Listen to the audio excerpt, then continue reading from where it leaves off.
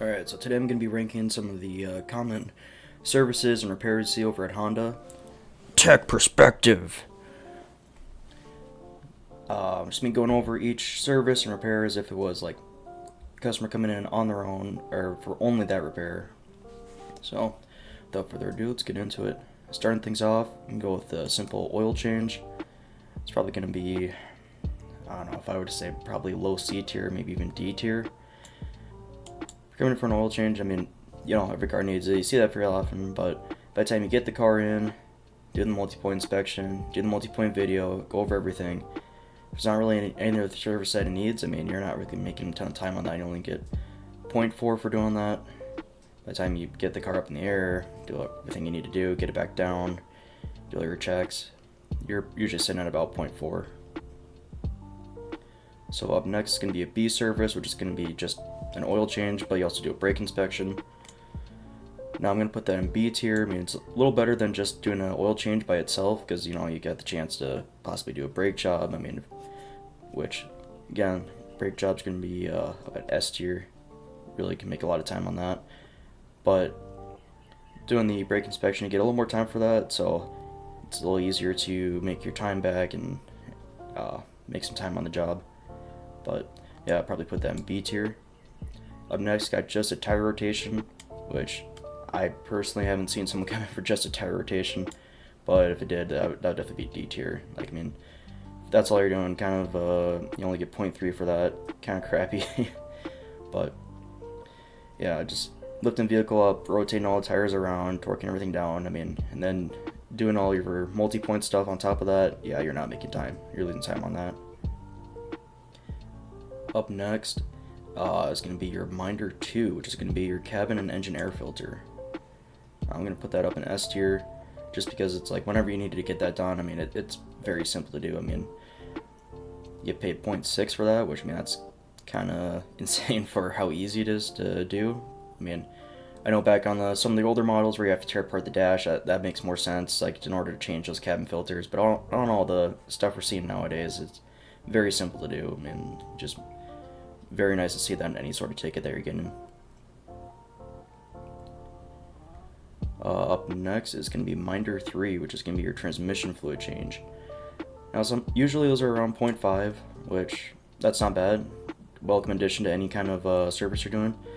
But on those 9 and 10 speeds, though, they pay a lot more, which, I mean, they pay you to get the transmission up to temp after the service, pull the check plug, make sure everything's all up to par there, which, really doesn't take that much time. And honestly, it's a good job, a good ticket to make some time on. So yeah, I'd put that in A tier.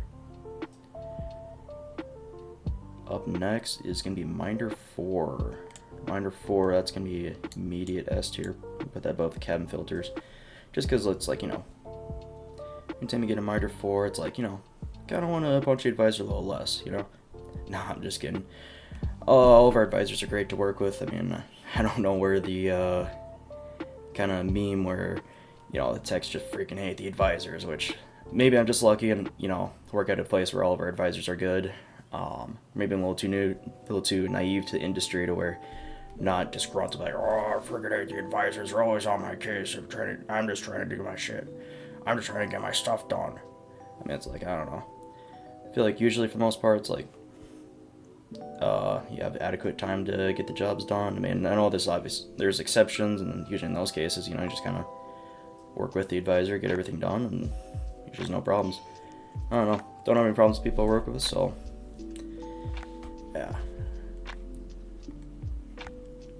Let's see, up next is going to be Minder 5, which is going to be your coolant flush, which I would kind of put that more into the C tier. I mean, it does pay 0.7, which that's not bad, but just the amount of time it takes to do it, like, that's the only thing that they're in there for. I mean, I haven't seen that, which I could see it happening, but that would be kind of weird just to come in for a coolant flush. But yeah, getting everything all drained, and then especially, it is a pretty messy job. I mean, it's not like Honda's pretty good with most of their radiator drain locations, but yeah, some of them it just ends up going down in the splash shield and just makes a huge mess all over your bay, and yeah, gotta clean that up. Otherwise, you're just gonna be slipping on it all day. And then also bleeding the whole system, and that takes some time. Usually they're pretty quick, but there are some where they're just super stubborn with like the air that may be trapped in the system. That just takes a little bit longer. I mean, usually you'll make time on that, but sometimes you can kind of be stuck waiting, which is never fun, but definitely not the worst thing out there. Let's see, up next is going to be your Minder 6, which is your rear diff fluid change. I'll probably put that in B tier.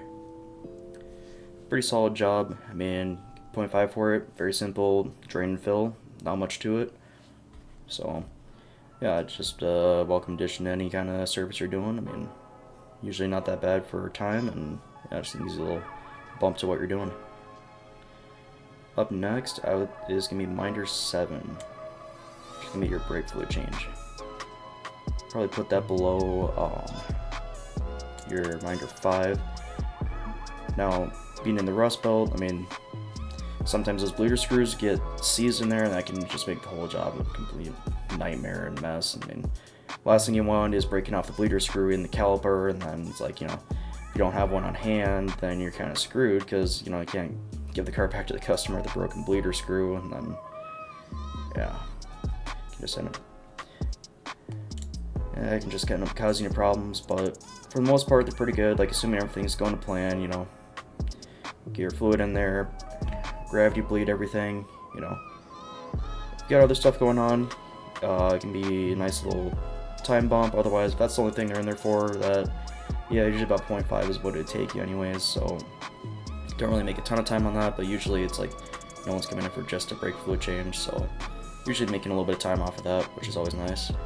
But by itself, though, yeah, I'd probably put it in mid-C tier. Now, up next is going to be tire changes. I'm going to put that in B tier, just because, it is comparatively a more labor-intensive job, having to pick up all the tires and everything and wrestle them on the machine and do all that stuff and balancing them. But overall, though, it's not a bad job. I mean, you get paid pretty decently for it. You can make a decent amount of time on them if you have, a little bit of practice, you know what you're doing. And assuming that the tire machine and the balancer, as long as it's not like a mess back there in the pit, it's a pretty solid job. So yeah, I'll put that in B tier. Up next is going to be tire patches, which, yeah, immediate D tier. Freaking hate tire patches. Because by the time you get it in, if it's like something obvious, like you can see a nail in the tire somewhere, that's easy enough to do. I mean, you still don't really make a lot of time on that, if any, because you're only getting paid 0.3 to find the leak, take the wheel off the car, bring it over to the tire rack, dismount it, remove it,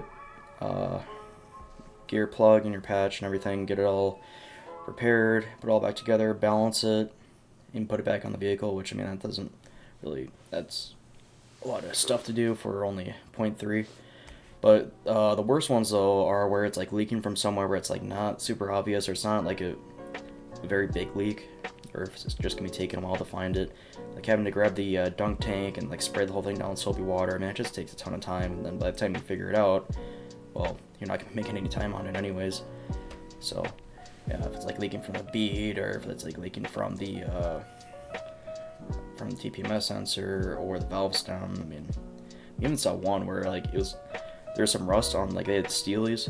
There's some rust on the inside of the wheel where like it was just like porous enough to cause like a tiny leak, which that was freaking insane. Like I've never seen that before, where like the rust has actually started to eat through the wheel.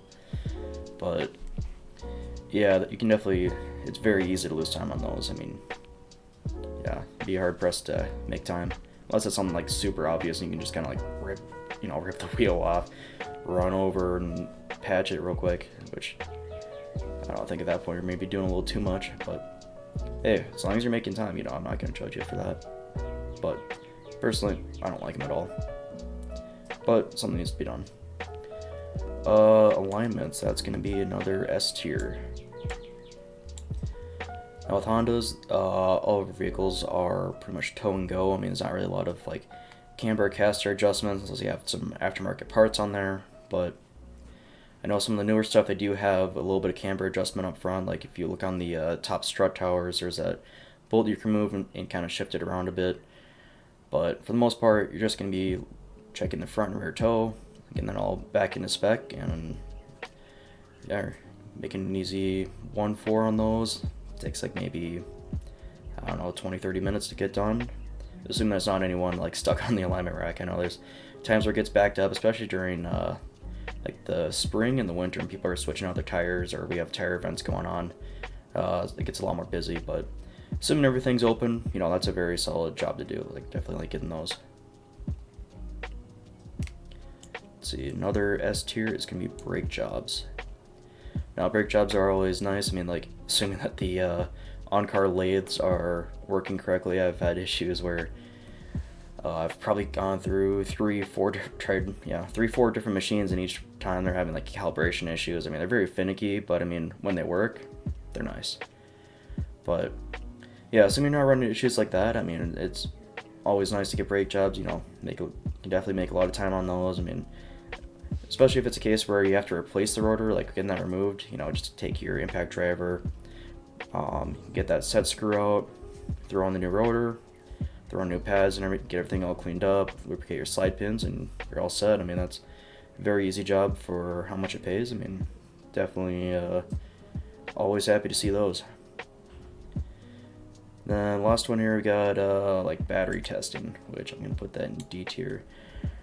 Now, if you just bring the car in and you use like one of your handheld testers, it's always nice. I mean, assuming it doesn't need the DCA tester, which I got the picture of that right there. What sucks about the DCA test is just how long it takes. Like if you have an open bay or somewhere you can just kind of keep the car, I mean, that's always nice, where you can just leave it there, let it run its test, because usually it takes a few hours just to go through and do everything. I mean, if it fails right away, then it's like, oh, yep, need a battery. Otherwise, you know, you're kind of stuck waiting on that before you do any sort of further diag, or yeah, because if the battery test's good and the customer still has like a no start complaint, there's something else going on. You got to diagnose and figure that out. But yeah, usually the first step you do is make sure the battery's good.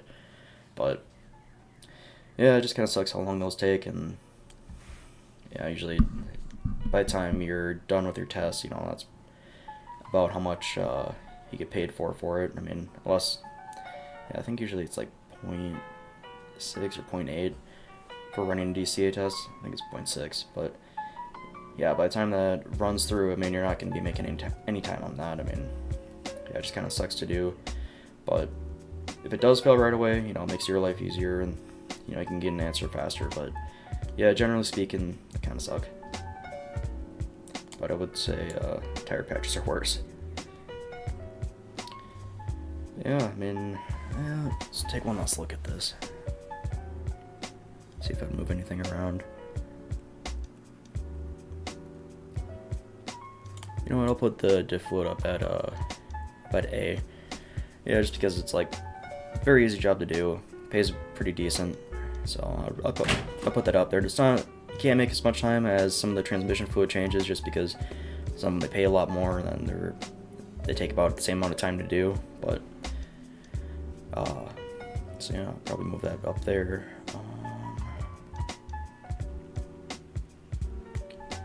Yeah, I'd say that's looking pretty good. But yeah, thanks for watching.